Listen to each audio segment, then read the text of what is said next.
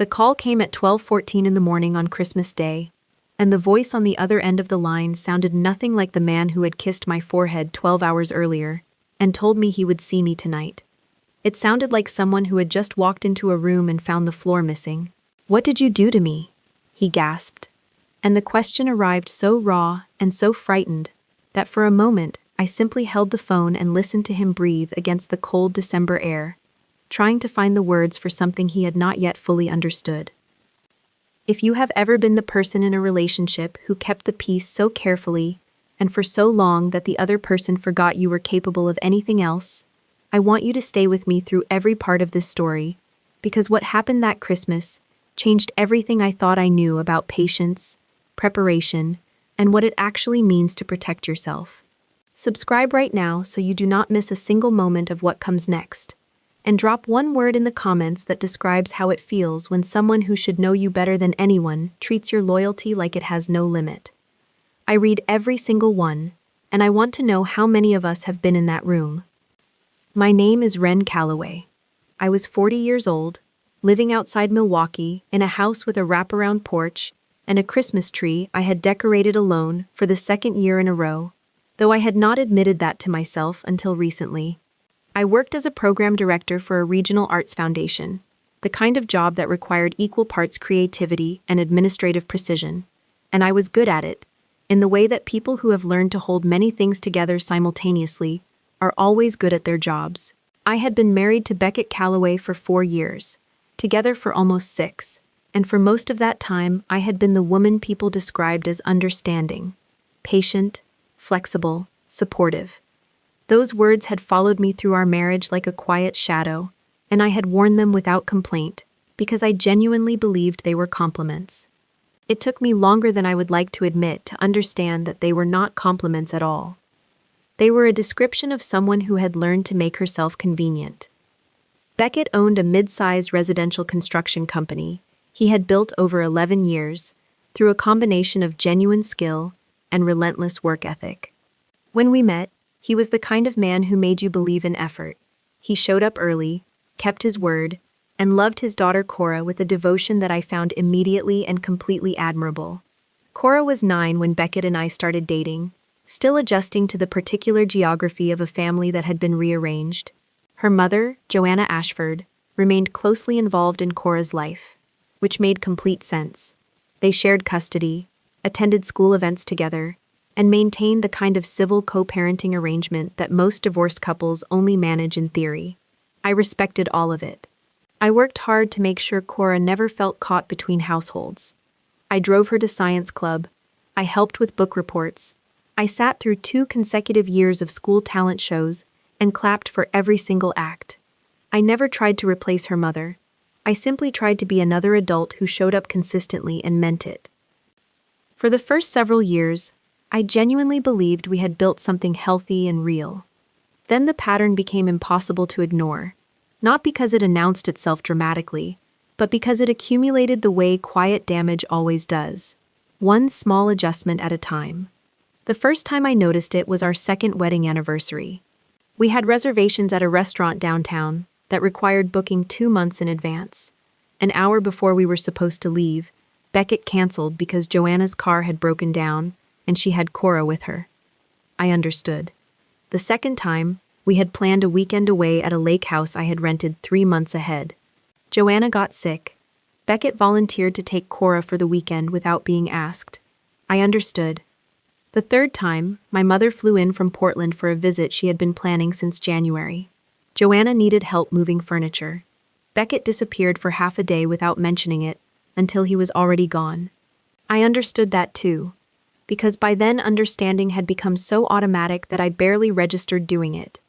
By the 4th year of our marriage, I had become fluent in a language I had never agreed to learn, and the most dangerous part was that I had started to believe it was simply the language of love. 3 days before Christmas, Beckett stood in our bedroom mirror, adjusting the knot of his dark green holiday tie, and he said the sentence that changed everything, with the casual ease of someone commenting on the weather. "My ex-wife will be there," he said, watching his own reflection rather than mine. "Mom and Dad want Cora to have one complete Christmas with both her parents," He paused just long enough to glance at me in the mirror. "I think it is better if you skip this one." The word skip landed in the room and stayed there. Not "we will celebrate together tomorrow." Not "I am sorry this is complicated." Not even "I know this is not fair." Just "skip this one," delivered in the tone of a man who had already decided and was now simply informing. For a full second I thought I had misunderstood him. "You mean you want me to stay home?" I said quietly. He sighed, already sounding faintly tired of the conversation before it had truly begun.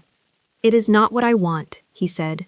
Those words always preceded something he absolutely wanted. "It is just easier." "Easier for who?" I asked. "For everyone. Everyone." Apparently I was no longer included in that word. I was standing beside the bed, folding a cream-colored cable-knit sweater I had bought during a Black Friday sale only a month earlier. I had imagined wearing it to his parents' house, while helping his mother finish dinner, watching Cora open presents, drinking too much hot chocolate afterward. Instead, I folded it carefully and placed it back in the drawer. "I understand," I said. Beckett looked genuinely surprised, the way people look when they have been braced for resistance and find none. "No argument," he said, almost to himself. I almost laughed. After 4 years of marriage, he still interpreted my silence as surrender. He smiled with visible relief and walked over and kissed my forehead. The gesture felt less like affection than gratitude from someone whose problem had conveniently solved itself. "I will not be too late," he said. I nodded. Neither of us believed that.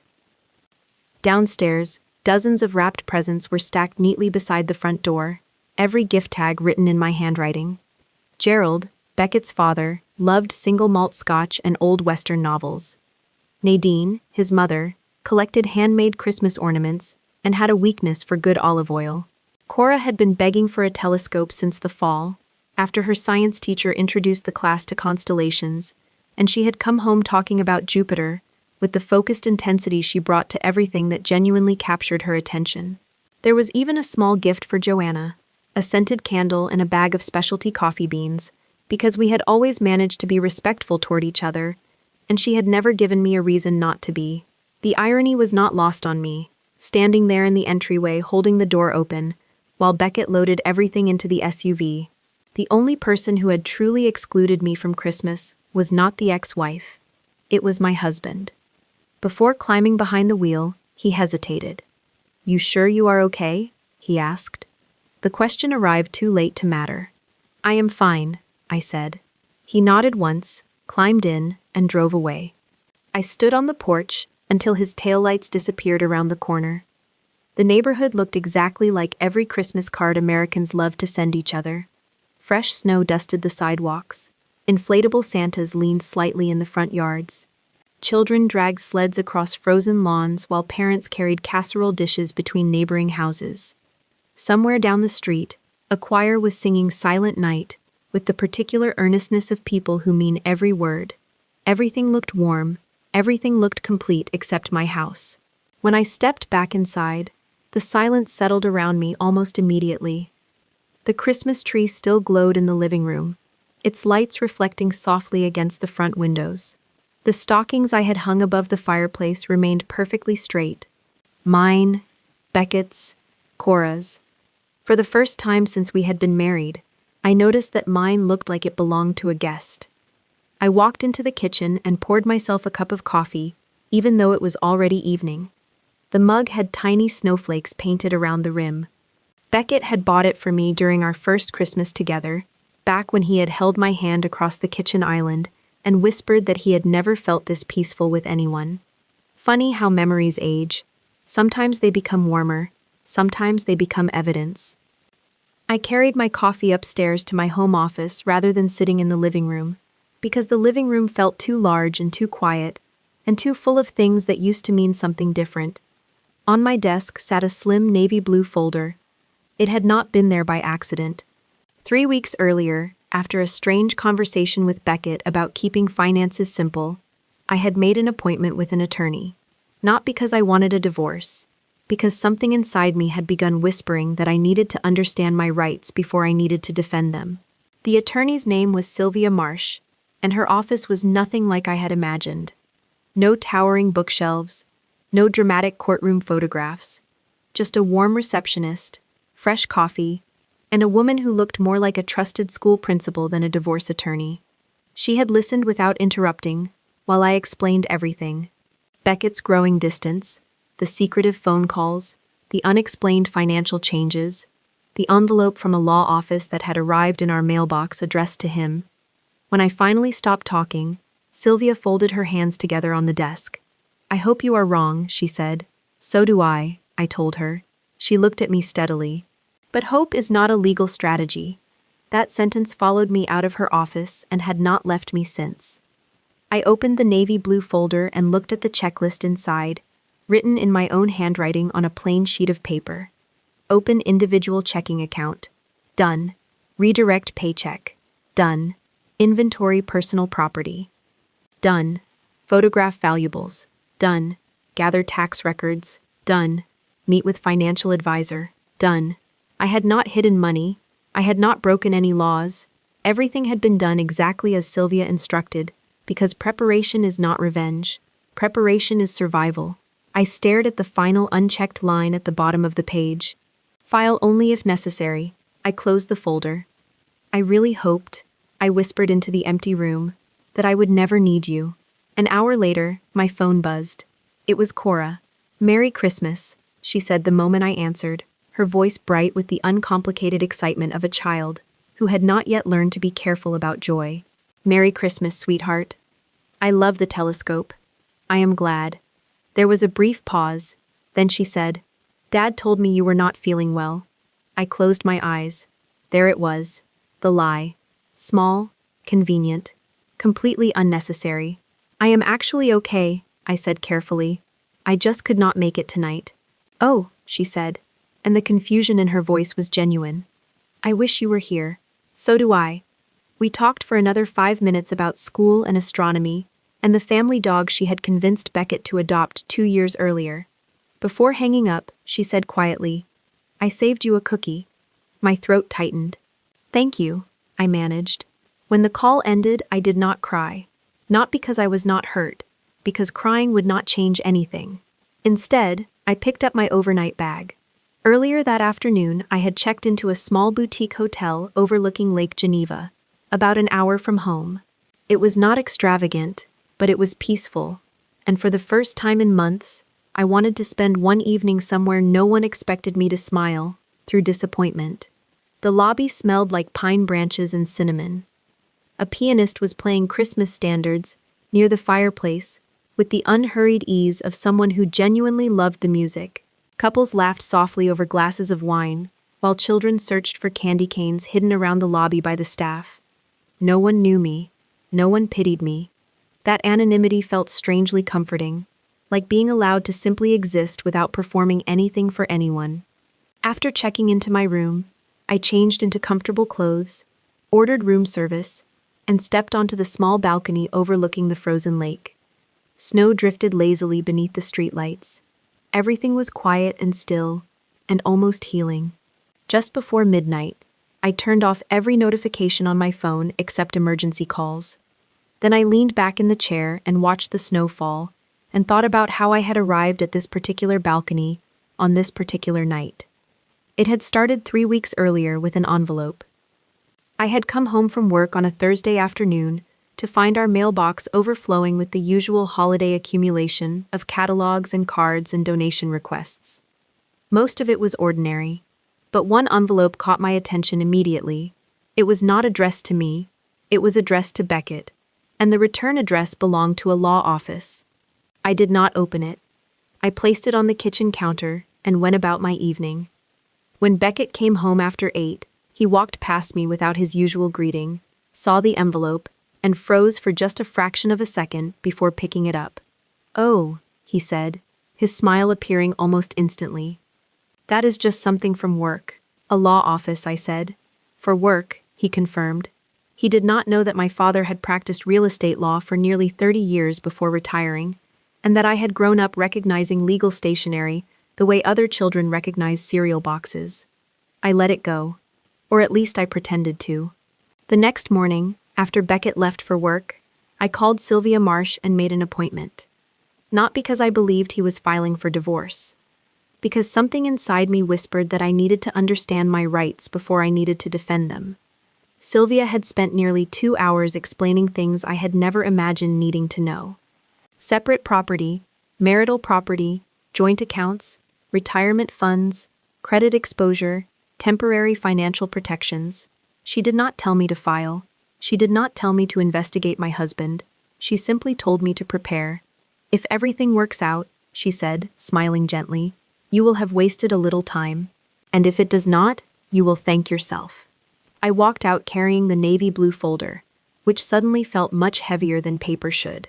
Over the next week, I quietly followed every recommendation Sylvia had given me, moving through the checklist with the same methodical focus I brought to complex projects at work. I opened an individual checking account at a bank I had never used before, a branch on the other side of the city where I was unlikely to run into anyone who knew us. I redirected my paycheck there. I downloaded copies of every joint financial statement going back 3 years and saved them to an encrypted folder on my personal laptop.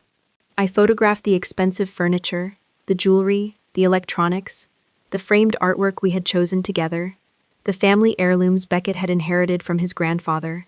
I gathered 5 years of tax records and organized them by year in a separate folder. I met with a financial advisor Sylvia recommended, a quiet woman named Patricia who spoke in the measured tones of someone who had seen every version of this situation and had learned not to be surprised by any of them. None of it was revenge. It was documentation. It was the difference between being prepared and being blindsided. And I had already been blindsided enough times in this marriage to understand that the two felt nothing alike. The following Friday, something happened that removed the last trace of doubt I had been carrying. Our office holiday luncheon ended early, and I drove home in the middle of the afternoon expecting a quiet house. Beckett had texted that morning saying he would be working late, so I was not expecting to hear his voice when I opened the front door. But I did.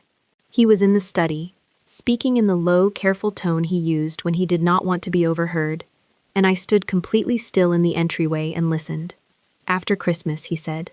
A pause. No, she will never see it coming. Another pause. Longer this time. I have already talked to my lawyer. I just need to get through the holidays. Every instinct I had told me to walk into that room and demand an explanation. Instead, I quietly stepped back outside, pulled the front door closed without making a sound, got into my car, and drove around the neighborhood for 20 minutes before returning home. By then, he was in the kitchen making coffee, and he smiled when he saw me as though nothing had happened. You are home early, he said. So are you, I replied. My meeting got canceled, he said. Another lie, delivered with the same ease as all the others. That evening I cried for exactly 15 minutes. Then I washed my face and called Sylvia the next morning. I think he is planning to file after Christmas, I told her. Her voice was steady. Then let us make sure you are prepared too. The weeks that followed became the strangest of my marriage. Beckett grew friendlier, almost cheerful, in the particular way of someone who has made a decision and feels relieved by it.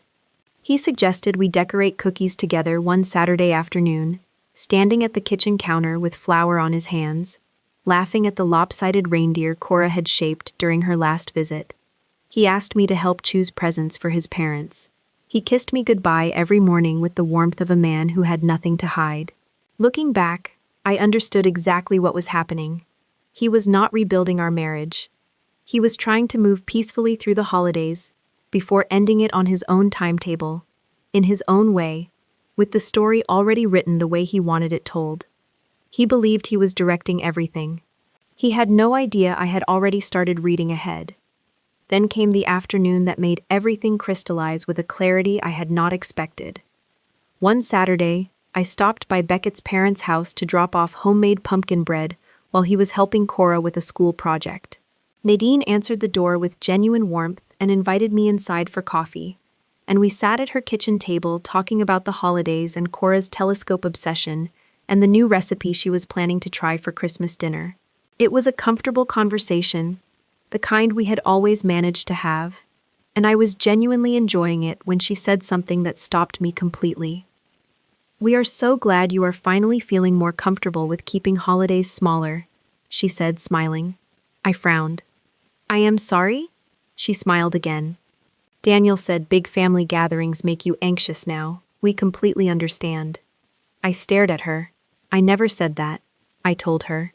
Her smile slowly disappeared. "I assumed," she began, and then she stopped, because she could see from my face that she had just handed me something important. I drove home in a silence that felt different from any silence I had experienced before. Not angry, not hurt. Clear, crystal clear. Beckett had been rewriting our marriage for other people long before he planned to end it. He had built an image of me, one small lie at a time, that explained my absence from family events, that made his parents comfortable with seeing me less, that prepared the ground for a version of events in which I had been pulling away rather than being pushed. Suddenly, everything fit together. Why invitations had seemed less enthusiastic over the past year, why Nadine rarely called me directly anymore, why people had started treating me like someone who preferred distance. He had constructed that narrative carefully and quietly, and I had been living inside it without knowing it existed. That evening, I called Sylvia for the third time. "I have made my decision," I told her. She did not ask why. Instead, she asked one question. "Are you making this decision because you are hurt?" she said, "or because you are ready?" I looked around the quiet living room Beckett and I had built together over 4 years. The Christmas tree with its mismatched ornaments, the stockings above the fireplace, the framed wedding photo on the shelf above the television. The life I had spent 4 years protecting. "I am ready," I said. Sylvia's voice was calm and certain. "Then from this point forward, we do not act emotionally."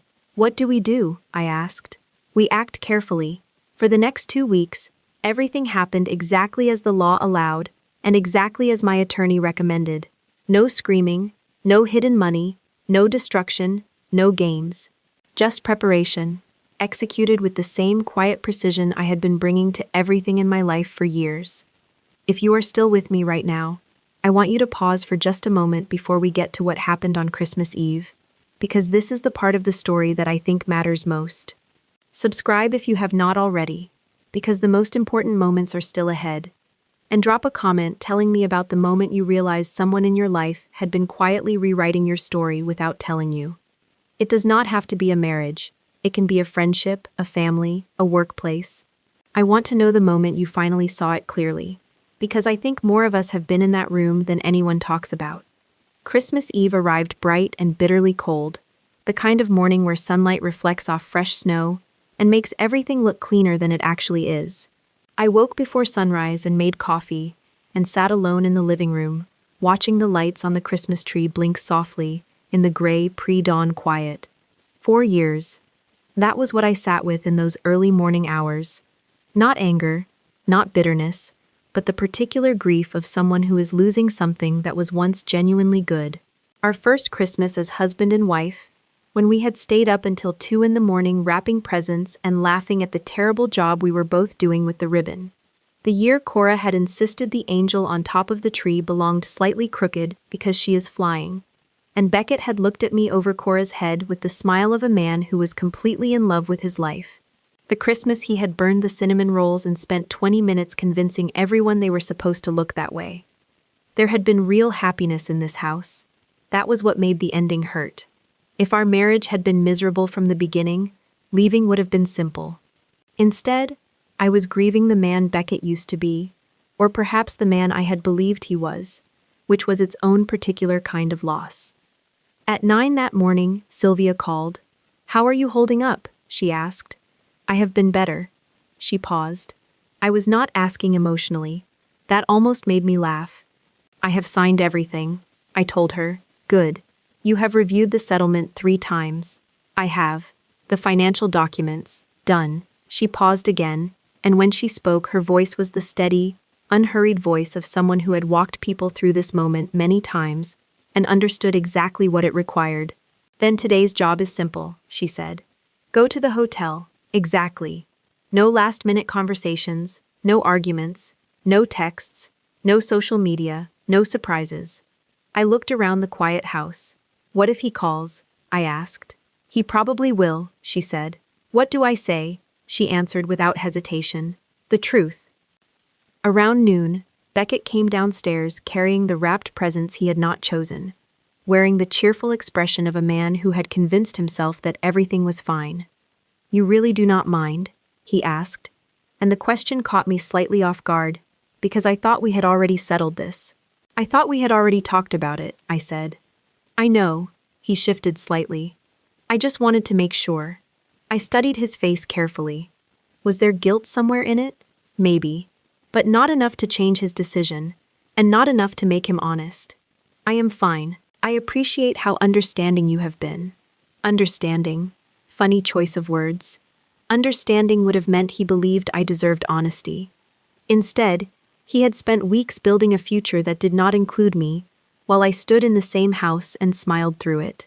I helped him carry the presents to the SUV. Every single gift had been chosen by me. Nadine's handmade quilt, Gerald's favorite bourbon, Cora's telescope, even the stocking stuffers. Beckett loaded everything into the back without comment.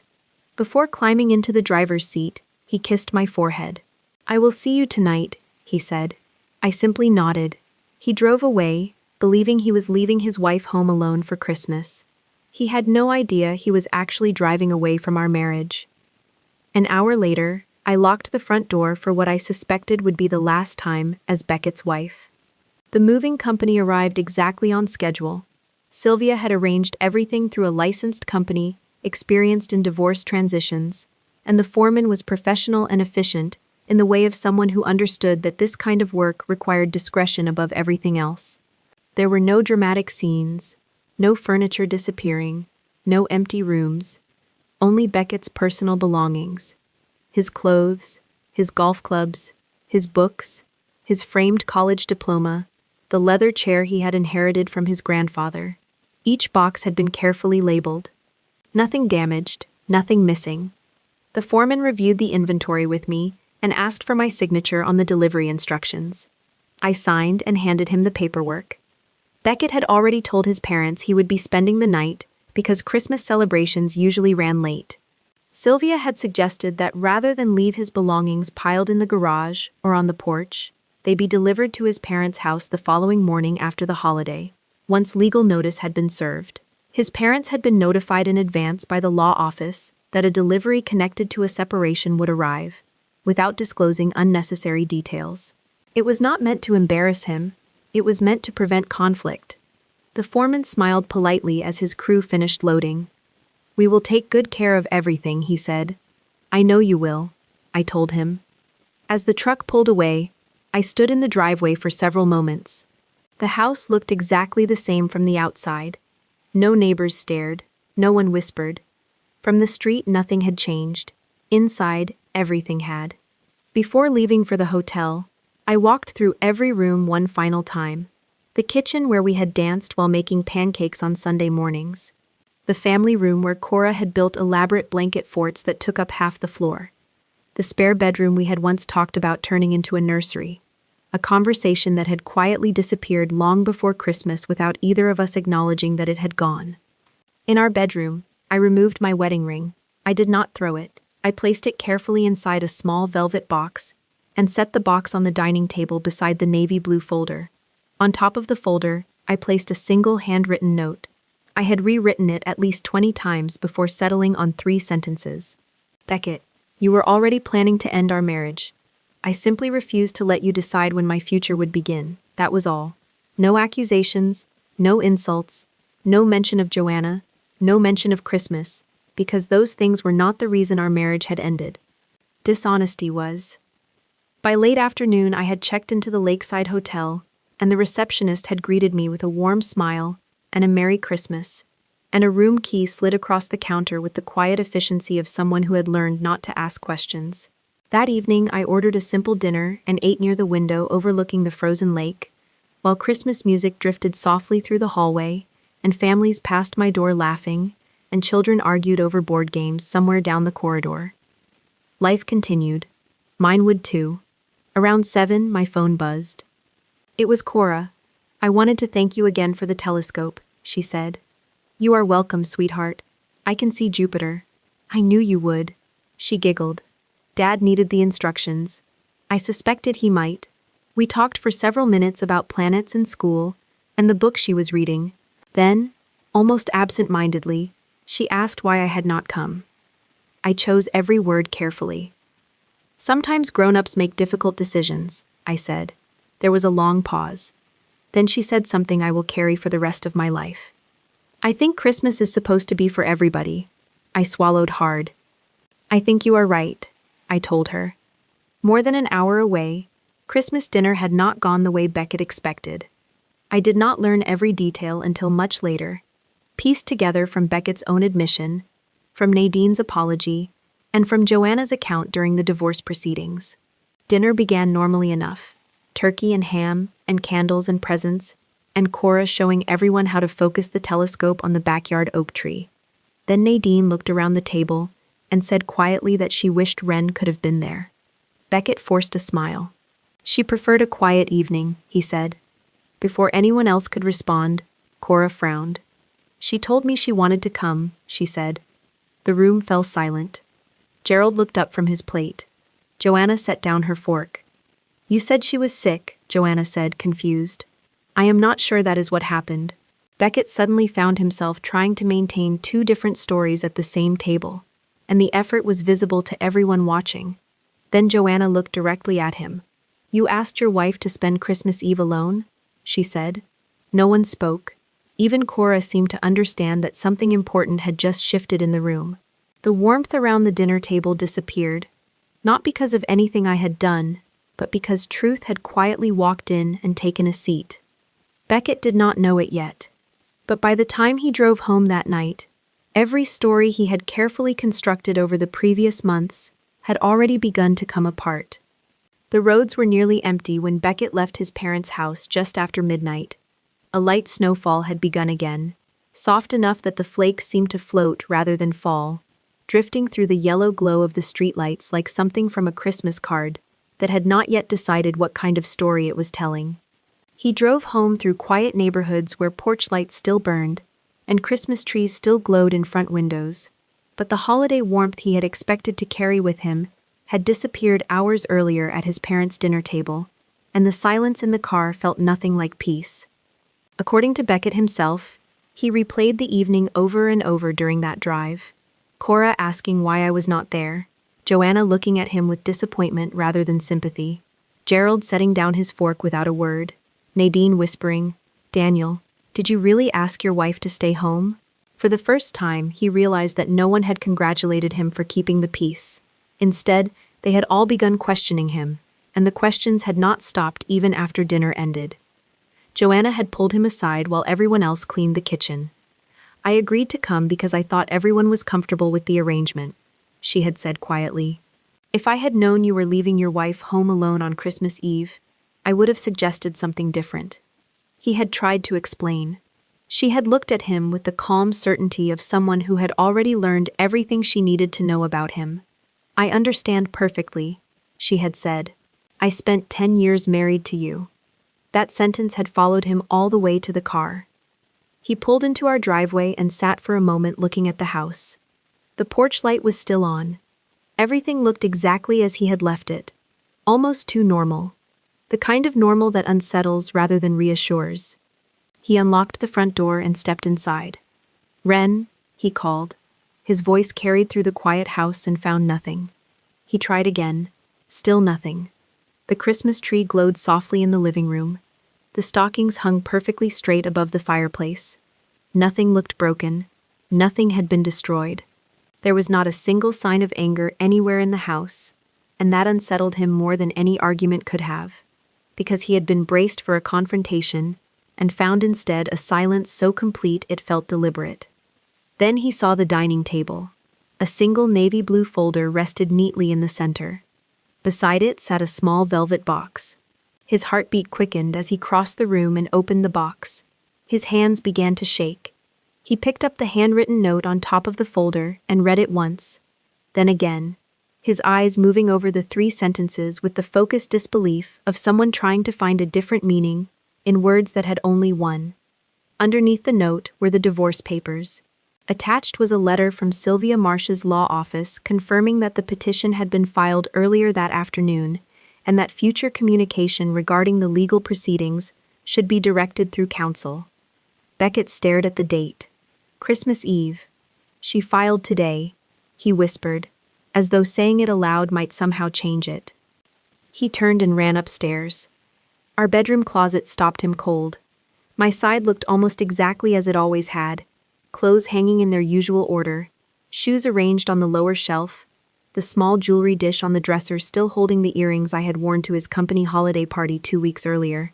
His side was nearly empty. Not stripped, not ransacked, simply organized in the way that things are organized when someone has been careful and deliberate and has had weeks to think about every detail. The clothes Sylvia had advised should remain until the inventory process was complete were still hanging neatly in place. Everything else was gone. His dresser drawers were mostly empty.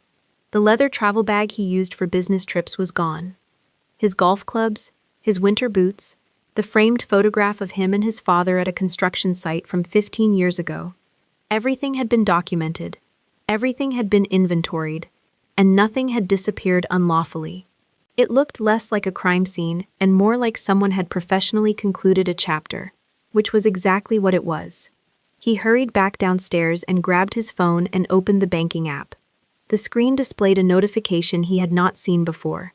Joint account, temporary transaction restrictions in place, pending updated authorization as previously requested through legal counsel. He tried again. Same message. Sylvia had explained this process to me more than once. Because a divorce petition had been filed and formal notice issued, certain large transactions involving the joint account now required both parties' consent under the bank's standard procedures. Neither of us could quietly empty it while the legal process moved forward. It protected both of us equally. Beckett did not see protection. He saw that he no longer controlled the timeline he had spent months carefully constructing. His breathing became shallow. He called his attorney. Voicemail, of course. It was 12:10 on Christmas morning. Then he called me. When my phone lit up on the balcony, I already knew who it would be. I looked at his name on the screen for several seconds, watching the snow drift through the yellow glow of the hotel lights below, listening to the distant sound of a family laughing somewhere in the lobby. Then I answered. His voice sounded nothing like the man who had kissed my forehead 12 hours earlier. It sounded frightened and hollow, and stripped of every layer of confidence he had been wearing for months. "What did you do to me?" he gasped. I wrapped my coat a little tighter against the cold. "What happened?" I asked, keeping my voice calm. "My clothes are gone," he said. "I know. The divorce papers. I know. The bank account. I know." His breathing grew heavier. "Why?" I looked out across the frozen lake before answering. "That is the wrong question," I said. "What?" "The question is not why I prepared. It is why you thought I would not." Silence. Long enough that I could hear the wind moving through the trees outside our house on the other end of the line. Then came the words I had been expecting all evening. "I was going to explain everything," he said. "When?" I asked quietly. "After Christmas." He did not answer, because we both knew that was exactly what he had planned, and we both knew what after Christmas had actually meant. "I was not trying to hurt you," he said. I almost smiled. "No," I said. "You told your wife she could not spend Christmas with her own husband." "I was thinking about Cora," he said. "You were thinking about yourself." Another silence, longer this time. Finally he spoke again. "My parents know. I imagine they do," I said. "Joanna knows. I imagine she does too. My father will not even answer my calls." I leaned against the balcony railing and looked at the snow falling across the frozen lake. "Daniel, none of that happened because of me," I said. "It happened because you filed." "No," I said, gently but with absolute certainty. "It happened because you spent months lying to everyone around you." He did not interrupt. "You told your parents I did not like family gatherings." Silence. "You told Cora I was sick." Silence. "You told me this was not what you wanted." Silence again. Then in a voice barely above a whisper, he asked, "When did you know?" I answered honestly. "I suspected after the envelope from the law office arrived." He inhaled sharply. You saw it. I saw the envelope, I said. I never meant for you to, he began. I heard you too, I said. Another long pause. The phone call, he finally said. Yes. His voice cracked. So you have known for weeks. I hoped I was wrong, I told him. You should have talked to me, he said. I let those words hang between us for a moment. Then I asked quietly, would you have told me the truth? He did not answer. We both knew he would not have. A cold wind swept across the lake below me. Somewhere in the distance, church bells rang once, announcing Christmas Day. Beckett spoke again, his voice stripped of everything except exhaustion. I have lost everything. No, I said, shaking my head even though he could not see me. You lost the marriage long before tonight. I never wanted this, he said. Then why were you planning a divorce? I asked. He broke down then, not loudly, not dramatically, just the quiet, exhausted sound of a man whose own choices had finally caught up with him. I thought, he began, and then his voice disappeared. What? I asked. I thought you would always be there. That sentence hurt more than every lie he had told, because it explained all of them. He had not believed I would leave. He had believed I would endure, no matter how little I was offered, no matter how often I was placed second, no matter how carefully he arranged my exit from his life. He had believed I would wait until he decided my future. He was wrong. I spoke softly. You told me where I did not belong. He said nothing, so I stopped pretending I did. Neither of us spoke for nearly a minute. Finally he whispered, "Where are you?" I looked out across the quiet lake. Somewhere peaceful, I said. Then I ended the call. I was not ending our conversation. I had already ended our marriage. Before we reach the final part of this story, I want you to do something. Share this video with one person in your life who needs to hear it. Someone who has been the understanding one for too long. Someone who has been adjusting and accommodating and making themselves smaller so everyone else could stay comfortable. And drop a comment telling me what you would say to the person who underestimated you. If you could say anything at all, not what you wish you had said in the moment, what you would say now, from the other side of it. I will read every single one, because I think the answers to that question are some of the most important things people never get to say out loud. The divorce took a little over 8 months. To Beckett's credit, once the initial shock wore off, he stopped trying to fight a battle he had already lost. Sylvia had warned me that many spouses become vindictive after realizing they have lost control of the situation. Beckett did not. Maybe Christmas night changed something in him, or maybe for the first time in a very long while, he was forced to sit alone with the consequences of his own decisions, without anyone to manage the story for him. During mediation, he surprised everyone in the room. He admitted that he had been planning to file after Christmas. He admitted he had hidden that fact from me. He admitted he had misrepresented our marriage to his parents, building a version of me that explained my absence without requiring him to explain his behavior. He even admitted that telling Cora I was sick had been easier than telling the truth. I thought I was avoiding conflict, he said quietly during one session. The mediator leaned forward. And what do you think you were actually avoiding? Beckett stared at the conference table for several seconds. My own guilt, he said. No one spoke. There was nothing left to add. The legal process became remarkably civil after that. We divided our assets fairly. The house was sold and the proceeds distributed according to the agreement. Neither of us tried to punish the other financially. Neither of us dragged the process out simply to create more pain. Ironically, the most peaceful part of our marriage turned out to be our divorce. A few weeks after everything became official, I received a phone call I had not expected. It was Nadine. I almost let it go to voicemail. Instead, I answered, and her voice sounded older somehow, weighted with something she had been carrying for a while. Treasured memories have a way of making people hear the truth too late, she said softly. I owe you an apology. I did not interrupt. I believed what Beckett told us because he was my son, she continued. Another pause. I never once asked you if it was true. My eyes drifted toward the window of my new apartment, where early spring rain was washing away the last patches of dirty snow from the sidewalk below. I should have called you months earlier, she said. Maybe even years earlier. I appreciate you saying that, I told her. I do not expect forgiveness, she said. I know, I replied. She sighed. I just wanted you to hear me say that you deserved a place at our table. The sentence landed harder than I expected. Not because it changed the past, because it acknowledged it. I wanted one, I admitted quietly. I know, she said.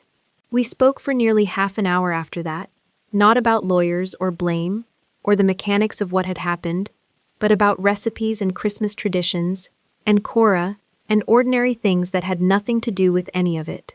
By the end of the conversation, nothing had been magically repaired, but something had been healed, and that was enough.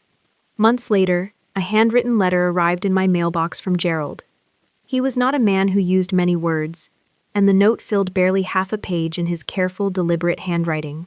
I failed to notice when kindness became invisible in my own home, he wrote.